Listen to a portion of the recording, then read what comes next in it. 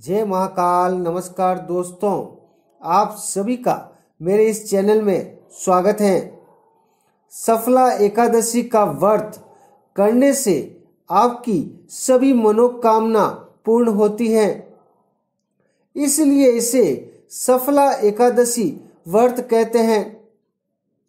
इस व्रत की गणना समस्त एकादशी व्रतों में शीर्ष स्थान पर की गई है।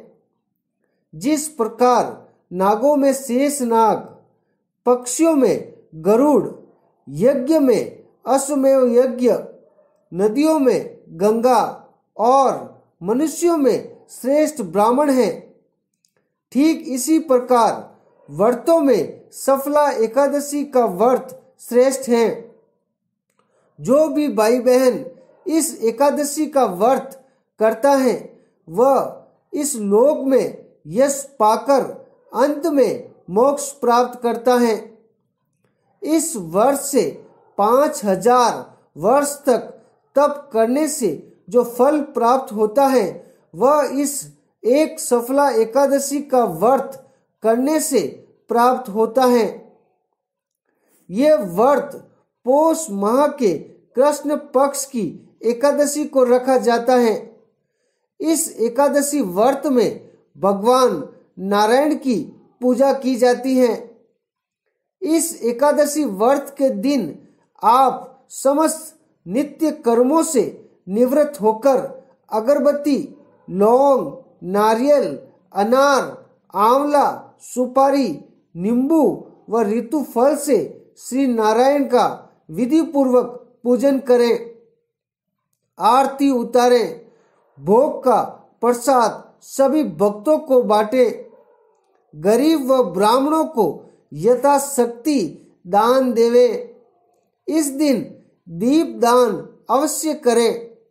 रात्रि जागरण कर प्रभु के भजन कीर्तन में ध्यान लगाएं। व्रत में तिल व गुड़ का सेवन करें। अन्न से सेवन के परहेज करें। आज के दिन जो भी जातक सफला एकादशी के व्रत की कथा सुनने मात्र से सभी पाप नष्ट हो जाते हैं।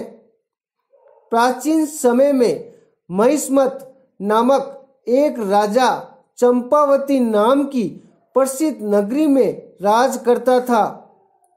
वह बहुत ही दयालु व धार्मिक प्रवृत्ति का था। उस राजा के 5 पुत्र थे।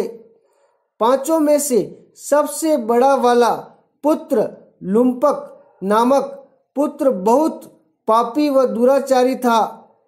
वह हमेशा मदिरापान, चोरी करना, झूठ बोलना जैसे बुरे कार्य करता था। इस दुर्गुण के कारण उसने अपने पिता की काफी संपत्ति को नष्ट कर दिया। उसको समझाने का जब उसके ऊपर कोई असर न हुआ तो राजा ने परेशान होकर उसे अपने राज्य से बाहर निकाल दिया। लुम्पक ने निर्जन वन में जाकर एक पीपल के नीचे झोपड़ी बनाकर रहना शुरू कर दिया।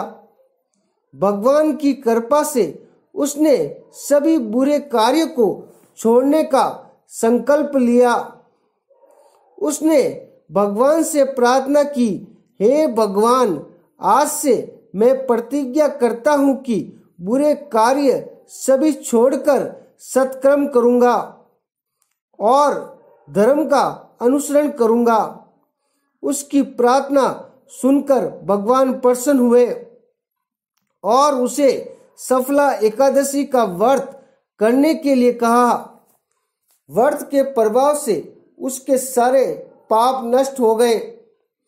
उसी पुण्य से सूर्योदय के समय एक दिव्य घोड़ा आ पहुंचा और आकाशवाणी हुई, हे राजकुमार, सफला एकादशी व्रत के प्रभाव से भगवान वासुदेव प्रसन्न हुए हैं, इसलिए तुम्हें राजयोग की पुनः प्राप्ति होगी।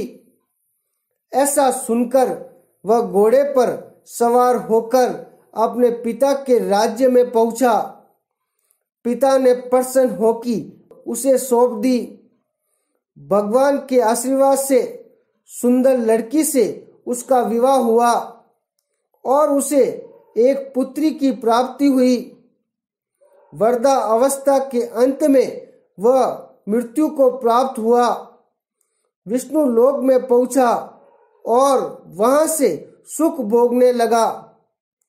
आप सभी भाई बहनों से अनुरोध है, अगर आपको मेरा ये वीडियो पसंद आया हो तो मेरे इस वीडियो को लाइक, शेयर व सब्सक्राइब जरूर करें और साथ में बेल आइकन को जरूर दबाएं, जिससे आपको मेरे नए वीडियो की नोटिफिकेशन मिल सके। महाकाल की कृपा सदैव आप पर बनी रहे, इसी मंगल कामना के साथ नमस्कार। जय महाकाल।